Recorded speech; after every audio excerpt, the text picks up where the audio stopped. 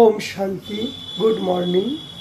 আজ 20/1/2025 মধুবন থেকে বাপদাদা বলছেন, মিষ্টি বাচ্চারা, জ্ঞানের ধারণার সাথে সাথে সত্যযুগী রাজার পথ নেওয়ার জন্য বাবাকে স্মরণ করো আর পবিত্রতার বলকে জমা করো। কারণ এই দুটোই হলো আমাদের মুখ্য। যত যত বাবাকে স্মরণ করব, তাহলে আমাদের পাপ কর্মগুলো ভস্য হবে আর পবিত্রতার বল জমা হবে। তবেই আমরা সত্যযুগে উঁচু পদের অধিকারী হব, রাজার পদ পেতে পারব। তবেই আমাদের জ্ঞান এই বুদ্ধির মধ্যে বসবে। কখন? যত যত বাবাকে স্মরণ করব। চেষ্টা করো সারাদিনে খেতে, চলতে, উঠতে, বসতে সব কিছুর মধ্যে বাবা বাবা চালাচ্ছে, বাবা খাওয়াচ্ছে। যেন এক চোখে বাবা, এক চোখে আমি, এক চোখে বাবা, এক চোখে আমি। এইভাবে আমরা নিজেকে अलर्ट থাকবো। প্রশ্ন, अभी तुम बच्चों के पुरुषार्थ का क्या लक्ष्य होना चाहिए? তোমাদের পুরুষার্থের এখন কি লক্ষ্য হওয়া উচিত? কি সদা খুশিতে থাকো, বহুত বহুত মিঠা বন্যা আর সবাইকে প্রেম সে চালানা, এটাই হলো তোমাদের পুরুষার্থের মূল লক্ষ্য। কি বললো? সদা খুশিতে কে থাকবে? যে যত ভালো ব্যবহার করবে, মধুর কথা, সবার সাথে প্রেম স্নেহপূর্বক চলবে, বাবাকে স্মরণ করবে, বাবার প্রত্যেকটি শ্রীমতকে পালন করবে, এটাই হলো আমাদের পুরুষার্থের মূল লক্ষ্য। এর ফলেই তোমরা সর্বগুণ সম্পন্ন, ষোলকলা সম্পূর্ণ, সম্পূর্ণ নির্বিকারী হয়ে যাবে। ফের বাবা দ্বিতীয় প্রশ্ন জিজ্ঞেস করছে, যার কর্ম শ্রেষ্ঠ সেই আত্মার নিশানি কি হবে? তার দ্বারা কিসি কো ভি দুঃখ নেই পৌঁছেগা। তার দ্বারায় কোনোদিন কাউকে সে দুঃখ দেবে না, না দুঃখ নেবে। যেমন বাপ দুঃখহর্তা, সুখকর্তা, ঠিক এইরকম শ্রেষ্ঠ কর্ম করার জন্য দুঃখহর্তা, সুখকর্তা সে হবে।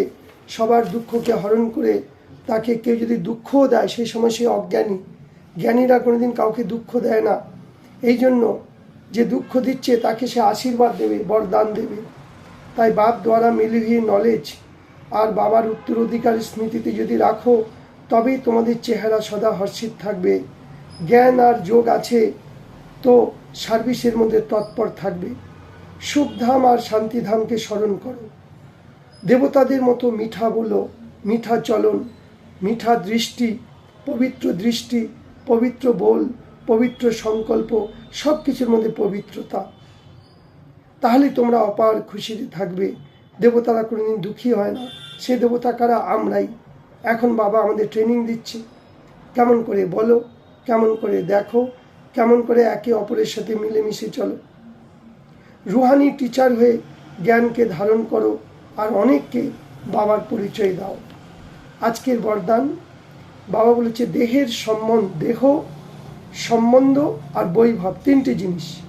শরীর, সম্বন্ধ আর ধন সম্পত্তি, বৈভব, এগুলোর বন্ধন থেকে স্বতন্ত্র যে হবে, সেই হবে বাবার সমান কর্মাতীত। আমাদের বর্তমানের ভবিষ্যৎ কি? ফরিস্তা সো দেবতা। দেবতা হবে ভবিষ্যতেরও ভবিষ্যৎ, এখন হবে ফরিস্তা থেকে কর্মাতীত। কর্মাতীত মানে কর্ম করেও কর্মের কোনো বন্ধন থাকবে না। যে নিমিত্ত মাত্র ডাইরেকশন প্রমাণ এই গৃহস্থ পরিবারের মধ্যে সামলিয়েও সে আধ্যাত্মিক স্বরূপের মধ্যে থাকবে, আত্মিক স্বরূপে থাকবে, সবাইকে আত্মারূপে দেখবে।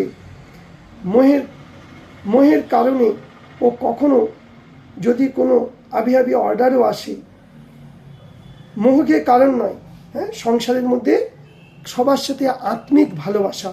মোহ থাকলেই কিন্তু দুঃখ হবে, মোহ থাকলেই কিন্তু বিপদ, বিঘ্ন, সমস্যা, পরিস্থিতিগুলো আসছে। না, মোহ রাখবো না, প্রত্যেকের প্রতি কর্তব্য রাখবো। এটা যদি এখন আমরা যদি এগুলো পালন করি, আর বাবা যদি এখন আমাদেরকে ডাকে, দেখো, তাহলে আমরা 1 সেকেন্ডে বাবার কাছে চলে যাব। কারণ যে কোনো সময় বিনাশের বাজনা বাজতে পারে। সেই সময় আমাদের অমূল্য সময়কে ভাবার পরিবর্তে এইভাবে না চলে যায়, সেকেন্ডের মধ্যে আমরা নষ্ট মহা হয়ে আমরা সদৈব বাবার কাছে পৌঁছে যাব। তাই চেক করো নিজেকে, আমি কোনো দিকে আটকে নেই তো? কোনো ব্যক্তি, বস্তু, বৈভবের প্রতি আমার মোহ নেই তো? কারণ এগুলো সব বিনাশী। এই 2 চোখে যা কিছু দেখছি, এগুলো আমাদের কিছুই সাথে যাবে না। আমাদের সাথে যাবে আমরা বাবাকে কতখানি স্মরণ করছি। এটাই আমাদের সাথে যাবে। তাই নিজেকে চেক করো, কোনো দেহের সাথে আমার আকর্ষণ নেই তো, সম্বন্ধ বা বৈভবের বন্ধনে আমাকে কোনো আকর্ষণ টানছে না তো। কারণ যেখানেই বন্ধন হবে সেখানে আকর্ষণ হবে, কিন্তু যে স্বতন্ত্র হবে সে সদা বাবার সমান কর্মাতীত স্থিতিকে কাছাকাছি পৌঁছে যাবে। ফের বাবা বলছে, বাচ্চে স্লোগানে স্নেহ আর সহযোগের সাথে শক্তিরূপ হও। তিনটে জিনিস, স্নেহ আর সহযোগের সাথে সাথে শক্তিরূপ হও, তবে রাজধানীতে তুমি নাম্বার 1 তুমি পথ পেয়ে যাবে। ফের বাবা আজকে অব্যক্ত ইশারা দিচ্ছে, মনসার দ্বারা সাকাশ দাও।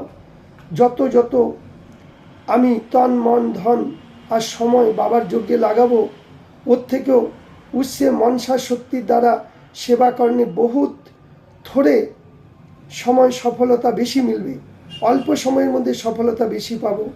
এখন যে আমাদের নিজেদের প্রতি কখনো কখনো মেহনত করতে হয়, সেটা নিজের নেচারকে পরিবর্তন কি বা সংগঠনে চলার বা সেবার সফলতার কখনো আমাদের কম দেখে দিল শেকস্ত হনে কি এসব সমাপ্ত হয়ে যাবে।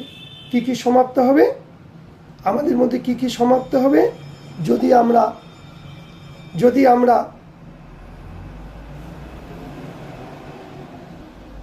এখন থেকে যদি নিজের প্রতি কখনো কখনো মেহনত করতে হয়, যদি নিজের পরিবর্তন, নেচারকে পরিবর্তন করার সময়, সংগঠনকে চালানোর জন্য যদি সময় দিই, তাহলে আমরা দিল শিকস্ত হয়ে যাব। হ্যাঁ, তার আগে সব সমাপ্ত হয়ে যাবে। এই জন্য যেটুকু সময় পাও নিরন্তর বাবা